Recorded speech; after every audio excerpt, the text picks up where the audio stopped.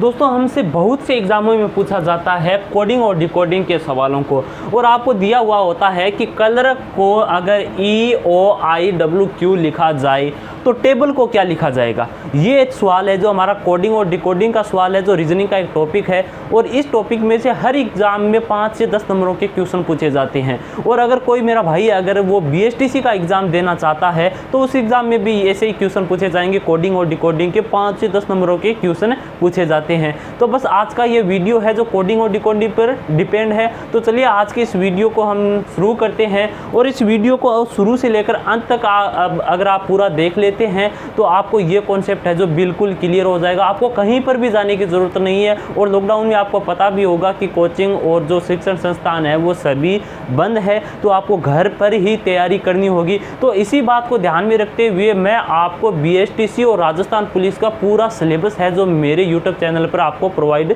करा रहा हूं। मैंने बहुत से वीडियो है जो रीजनिंग के, जीके के, जो मेरे यूट्यूब चैनल पर अपलोड कर दिए हैं। अगर आप भी BSTC की तैयारी कर रहे हैं तो मेरे इस यूट्यूब चैनल में जाकर आप प्लेलिस्ट में जाकर वो सारे वीडियो देख सकते हैं। प्लेलिस्ट बनाई गई है, जीके की अलग है, रीजनिंग की अलग है, आपको सभी सिलेबस वहाँ पर मिल जाएंगे। और आज का ये वीडियो है जो मैंने आपको बता ही दिया कोडिंग और डिकोडिंग पर डिपेंड है। तो चलिए इसे शुरू करते हैं।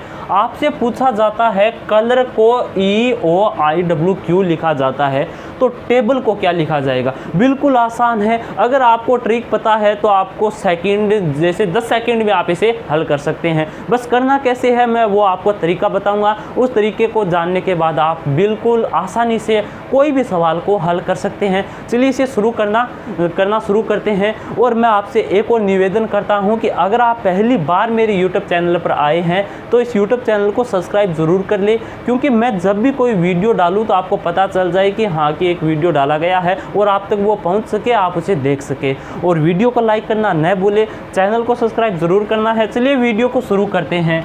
तो हमें पूछा गया है कलर को ऐसा लिखा जाए तो टेबल को क्या लिखा जाएगा। इसके लिए आपको क्या करना होगा, आपका सबसे पहला काम है, आपको एक चीज़ याद होना ज़रूरी है।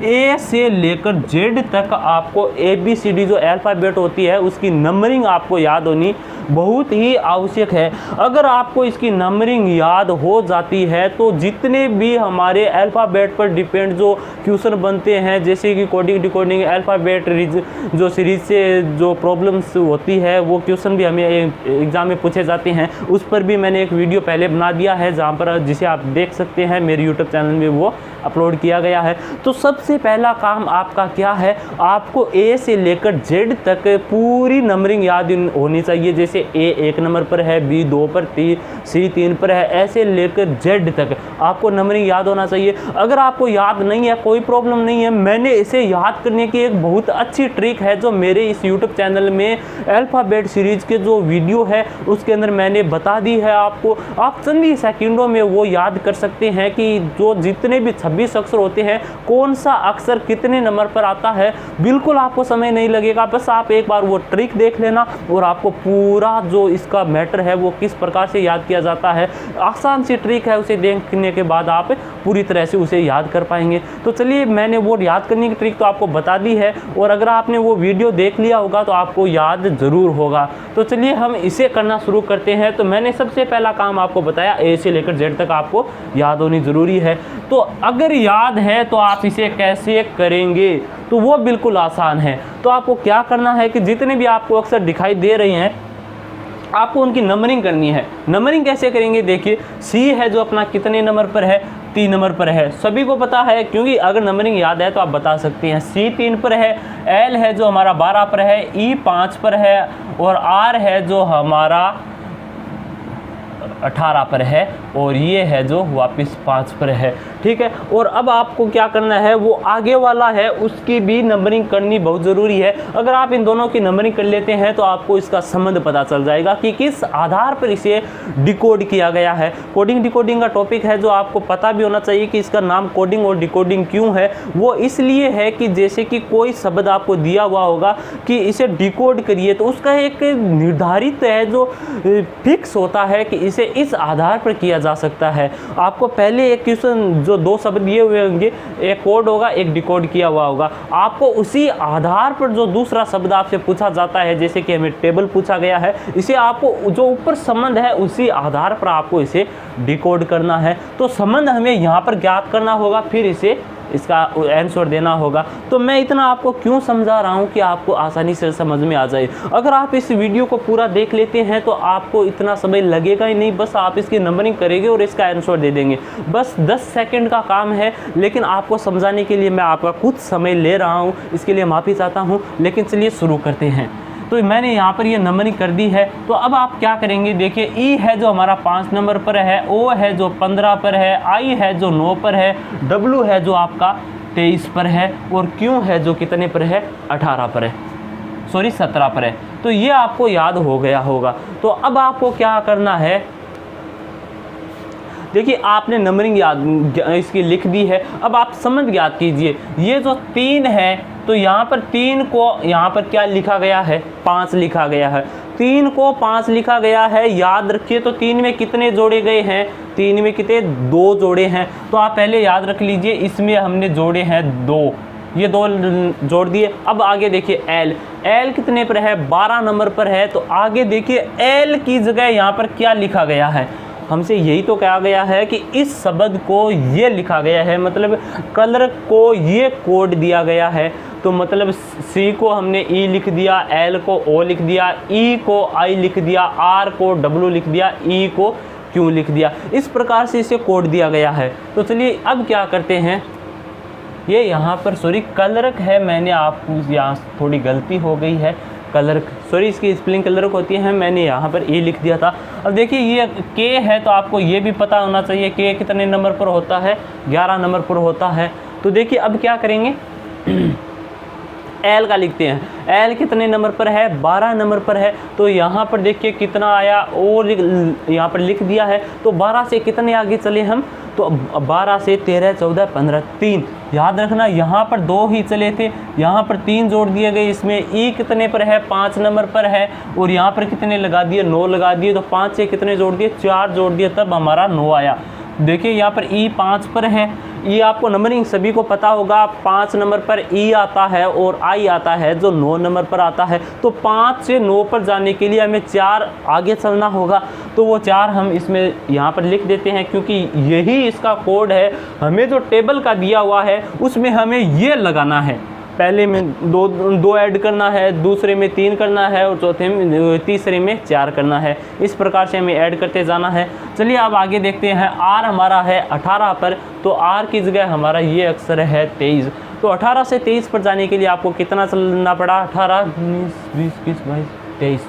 तो यार 5 चलना पड़ा आपको, 5 यहाँ पर चलना पड़ा। अब आगे देखिए के है जो हमारा 11 पर है और हमें 17 पर जाना है। तो आपको कितना चलना पड़ेगा, हमें चलना पड़ेगा 6। ठीक है, ये हमारी हो गई। इसके अंदर इसका संबंध हमने ज्ञात कर लिया कि हमारा जो शब्द दिया हुआ है उसमें हमें कितने ऐड करने हैं। तो इससे आप बिल्कुल आसानी से इसे हल कर सकते हैं। बस आपको क्या करना है, इसका कोड करना है। तो देखिए ये हो गया आपका 20, ये हो गया 1, ये हो गया 2, ये हो गया 12 और ये हो गया 5। आपको बस ऐड करना है ये। तो ये देखिए इस 20 में 2 करेंगे तो ये आ गया 22, इसमें 3 करेंगे तो ये कितना हो गया, 3 ये और 1 ये हो गया। तो आपका हो गया ये 4, और ये 2 में अगर 4 जोड़ेंगे तो ये हो गया 6, और 12 में अगर 5 जोड़ेंगे तो कितना हो गया 17, और ये आ गया हमारा 6। 6 में 5 जोड़ेंगे, 6 में 5 जोड़ेंगे तो कितना हो गया 11। तो ये हो गया हमारा जो कोड है। जो अब आप इनकी जो अंग्रेजी शब्द है वो लिख देंगे तो आपका आंसर आ जाएगा। देखिए कैसे, तो हमारा आंसर आएगा 22 नंबर पर क्या होता है आप मुझे वो बताइए। 22 पर होता है आपका वी होता है, और 4 नंबर पर होता है आपका डी, 6 नंबर पर होता है आपका एफ। ठीक है, 6 नंबर पर आपका एफ हो गया, और 17 पर होता है क्यू, और 11 पर होता है के।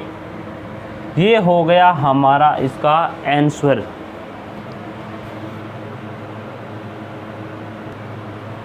तो ये किस प्रकार से आया, ये शायद मैं आपसे आशा करता हूँ कि आपको समझ में आ गया होगा। मैंने बिल्कुल ही आसानी से आपको समझाने की कोशिश की है कि सबसे पहले आपको जो शब्द दिए हुए होते हैं उनको आपको नंबरिंग करनी है। अगर आप उनकी नंबरिंग एकदम सही कर लेते हैं तो आपका आंसर आएगा, बिल्कुल आएगा, बिल्कुल गलती होने के चांसेज ही नहीं है अगर सही नंबरिंग कर लेते हैं। हमने नंबरिंग की, उनकी भी नंबरिंग की, फिर नंबरिंग में आपको समझ ज्ञात करना है कि यहाँ पर 5 है, आगे 6 है तो कितना गैप है, यहाँ पर 10 है, वहाँ पर 15 है तो कितना गैप है। बस वही गैप आपको ध्यान में रखना है, क्योंकि इसने साफ साफ कोडिंग में कहा गया है कि इसी संबंध के आधार पर आप इसे भी, जो नीचे शब्द दिया हुआ होता है, इसे डिकोड करिए या फिर कोड करिए, तो वो आपसे कहा जाता है। तो बस ऊपर का जो संबंध होता है उसी आधार पर आपसे ये कहा जाता है कि आप इसे कोड करिए।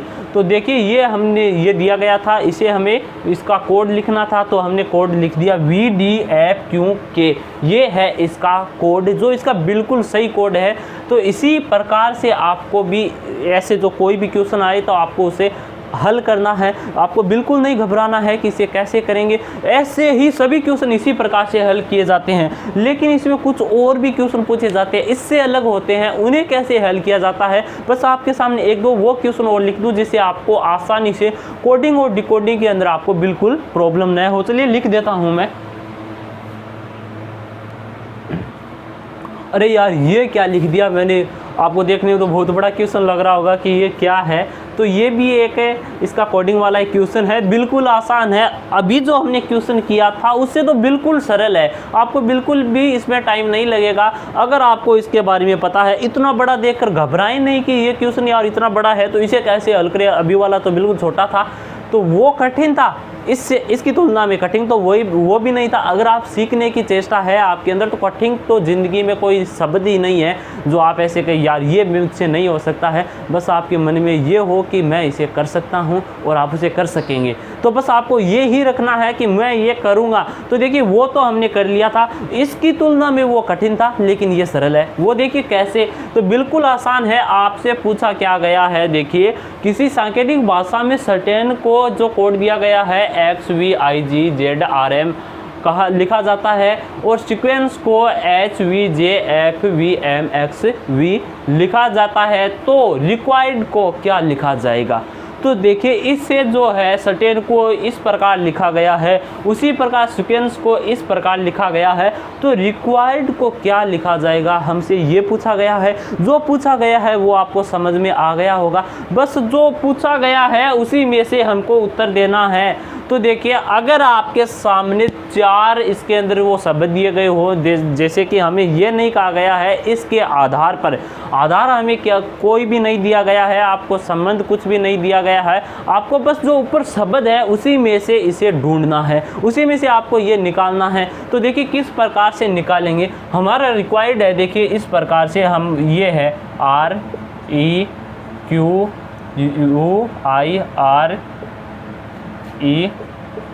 ये है।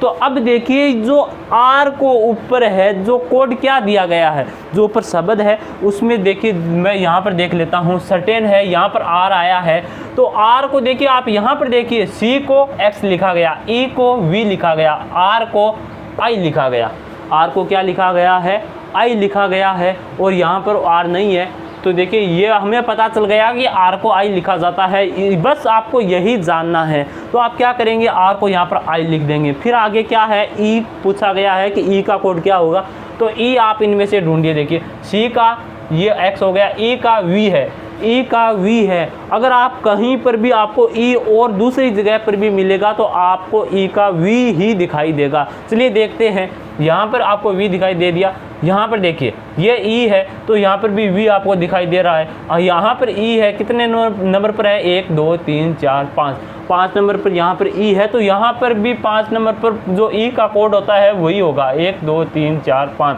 E का कोड V है क्योंकि जगह जगह हमें दिखाई दे रहा है E का यहाँ पर V लिखा गया है। तो ये जो ऊपर शब्द है इन्हीं में से आपको ये ढूंढना है, इसका कोड बिल्कुल आसान है। तो देखिए E का हम यहाँ पर लिख देते हैं V। अब क्यों का पता करना है आपको, तो क्यों का है जो तीसरे नंबर पर, देखिए ये हमें क्यों दिखाई दे रहा है, तो तीसरे नंबर पर यहाँ पर आपको इसका कोड दिखाई देगा, ये है J। तो हम यहाँ पर J लिख देते हैं। फिर पूछा गया है U का, तो U आप देखिए आपको कहाँ पर दिखाई दे रहा है, 4 नंबर पर यहाँ पर दिखाई दे रहा है, तो 1 2 3 4, तो यहाँ पर हम कह सकते हैं कि U का F होगा।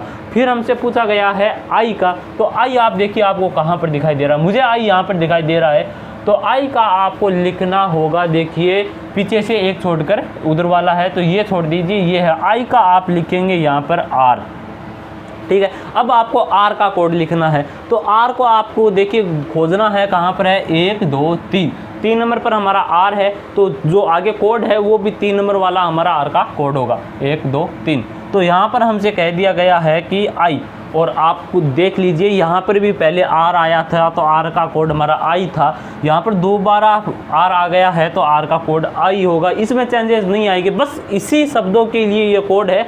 बार बार अगला कोई सवाल आए तो उसके अंदर आपको ये कोड नहीं याद रखना है, क्योंकि ये कोड बस ये समझ इसी के लिए है, इन शब्दों के लिए ये आपको ये ध्यान रखना है, ये कोई ट्रिक नहीं है, बस इसी के लिए ये एक इन्हीं के द्वारा बनाया गया है। तो चलिए आगे देखिए ई का कोड क्या है, तो ई का हमें एक बार तो पहले ही पूछ लिया गया है, ई का हमने लिखा था वी, तो आपको यहाँ पर भी फिर से वी लिख देना है। डी का क्या है, तो डी देखिए आप यहाँ पर, तो डी आपको यहाँ पर नहीं दिखाई दे रहा है, कोई बात नहीं है, आपकी जो आंसर होगी मैं आपको आंसर बता देता हूँ।